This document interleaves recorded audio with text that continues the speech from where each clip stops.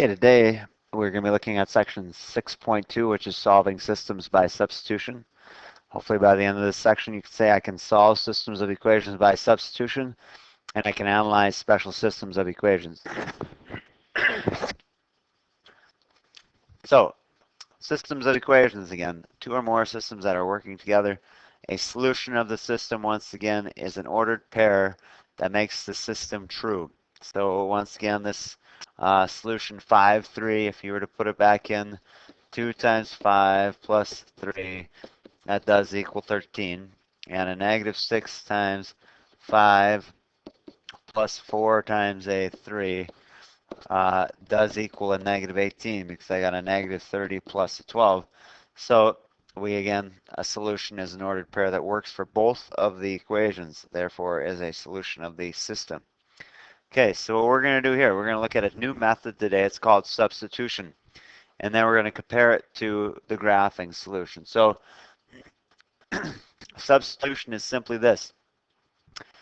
Just like if you were going to make a substitution in a basketball game, you're going to take somebody out, you're going to put somebody new in. So the idea here is I've got y equals x plus 2 and I got y equals 3x minus 2. So the idea is if y is equal to x plus 2, I could take out the y in the second equation and I could put an x plus 2 is equal to now this 3x minus 2. So if that's the case, then I just have to solve this equation for y, or excuse me, for x, and I'll have my answer. So I could minus an x, and I would get 2 equals 2x minus 2, and if I add 2, I get 4 is equal to 2x, and divide by 2, and x would be equal to a 2. And then if you want to figure out what y is, you can simply take this x that you found, put it into one of these two. So if you put it in the top one, you'd have y equals 2 plus 2, which is 4. Or if you put it in the bottom one, you'd have y equals 3 times 2 minus 2, which still is a 4. So the y equals 4, the x equals 2, so our ordered pair, our solution, is 2, 4. And if we would have graphed those yesterday, start out at 2, slope of 1, so you got this line here. The second one, you'd start at a negative 2, slope of 3, so you go up 3 over 1. And we would have found yesterday by graphing that, yes, the solution is 2, 4, because that's where those two lines intersect. Okay? So that's one way you're going to see the equation set up for substitution. Okay, you may also see it like this. So now once again, this I know what the x is equal to, so I can replace the x in that first equation with a 5y. So now my system says 5x plus 5y equals an 8. So I got, 5y now plus 5y equals 8. So 10y is equal to an 8. So if I divide by a 10, I'd have y is equal to a 0.8. To figure out what my x is, I can simply take that value now and plug it into this one. So then that would say x equals 5 times 0.8, which gives me 4. So my ordered pair, or my solution to this system, would be 4, a 0.8. Okay. So let's look at another way we might see it. So we may see it like this, where we got y is equal to negative 3x plus 2, and a negative 2x plus y equals a negative 3. So how do I go about working with this one? Well, I know that y is equal to this, so the y in the second equation gets replaced, and it's going to be a negative 2x plus a negative 3x plus 2 equals negative 3. So if I simplify that, get rid of my parentheses, it's just going to be a negative 2x minus 3x plus 2 equals negative 3. So if I start solving that, I'd minus 2 off, If I combine these like terms, I get a negative 5, x equals a negative 5.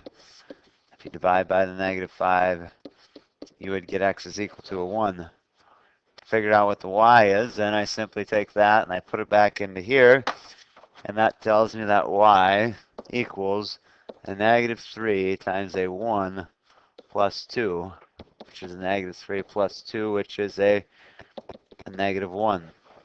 So my ordered pair is a 1, negative 1.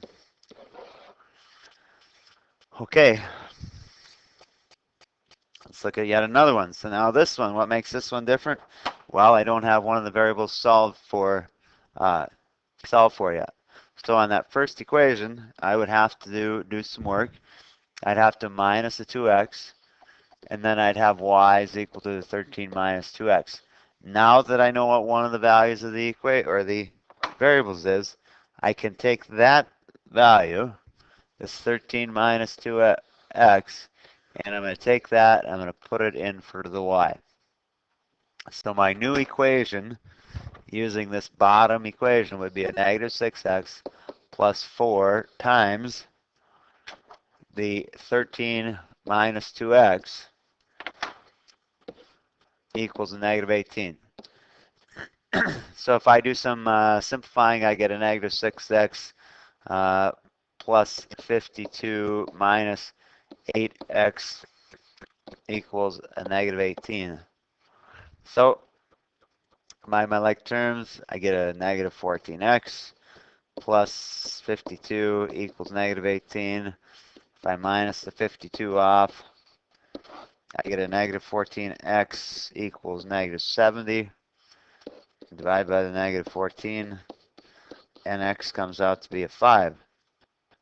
And once you know what x is, if this is what x is, I can replace the x in this equation here. So I'd know that y is equal to 13 minus 2 times a 5. So I have y equals 13 minus 10, so y equals a 3. So my ordered pair would be 5, 3. Okay.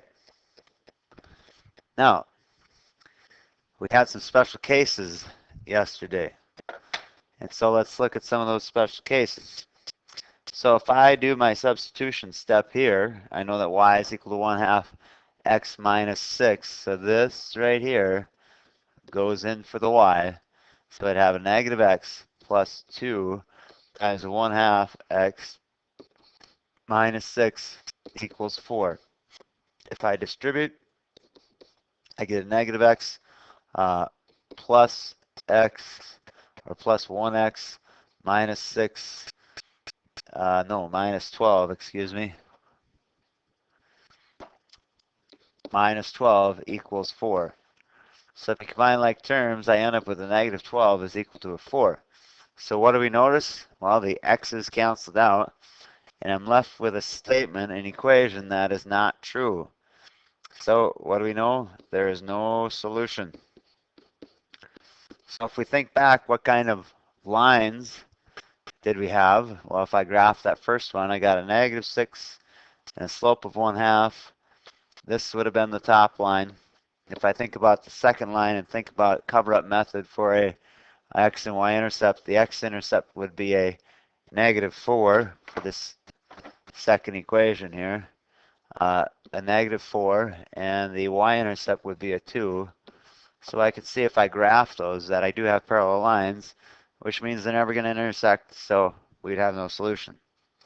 Okay, if I look at this second one, okay, so once again, I got y equal to something, so I'm going to take this, I'm going to replace it into here for the y.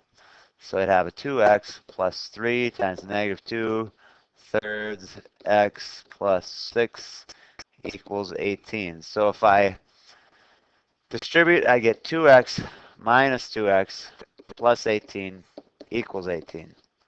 And these cancel out, so I get 18 equals 18. So what do I notice? We got a true statement. Everything else cancels out. So what do we know? We got infinitely many solutions, or if you remember the words I used, I said the lines coincide. So if we try graphing this, the bottom one, slope of 6 and negative 2/3, so I got this line. Okay, if I did cover up method on the bottom one, I'd cover up the y's and I'd get a y or x-intercept of a 9. If I cover up the x's, I get an x-intercept or y-intercept of 6. So we can see by graphing as well that these two lines are the same line, which means there's infinitely many solutions. So the final thing is just some notes. So yesterday you should have had the top part. You should just extend your answers to see, okay, by using substitution, what happens? Well, if there's one solution, you get an answer and it all makes sense. If there's infinitely many, we can say that the x's and the y's will cancel and you get a true statement, like 6 is equal to 6, or in the last one, 18 is equal to 18. That would mean there's infinitely many solutions. And the last one, when there's no solution, things cancel out and you get a false statement like 4 is equal to a negative 6, and we say that there is no solution. So that right there is the substitution method. Hopefully you can catch on to some things, and that is a wrap.